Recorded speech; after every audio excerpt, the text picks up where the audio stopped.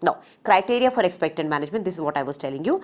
Size of the gestational sac should be less than 3 centimeter, or there should be no sac at all, no visible sac, right?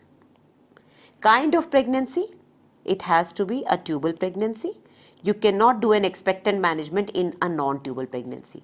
Cardiac activity should be absent. So if you are putting the patient under expectant management, it should be a very early pregnancy with a gestational sac less than 3 centimeter or no gestational sac. You have just diagnosed on the basis of Kedar's principle. You have done a β-hCG. It is either slightly rising or it is just plateauing or little bit decrease, and the kind of pregnancy has to be tubal with no cardiac activity. Okay.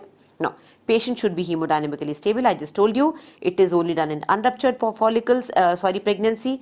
Beta-hCG should be either 1500 or according to the ACOG, the beta-hCG should not be more than 200. Now that is a big gap, 200 and 1500, but that is what the book says. So according to ACOG, it should be less than 200, and normally in your other books it is written it is 1500 milliunit international units per ml. So medical management, expectant management, the beta-hCG level will be kind of overlapping. So ACOG says that it should be less than 200, right? Not more than 200, and it should be in a falling titer.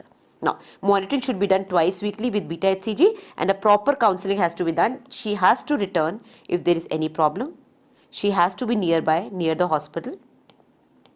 She has to be counseled that we are leaving something inside which may rupture, which may grow. So she needs to know that she has to come even at 2 AM at night. She has to be accessible. Okay. So the proper counseling has to be done.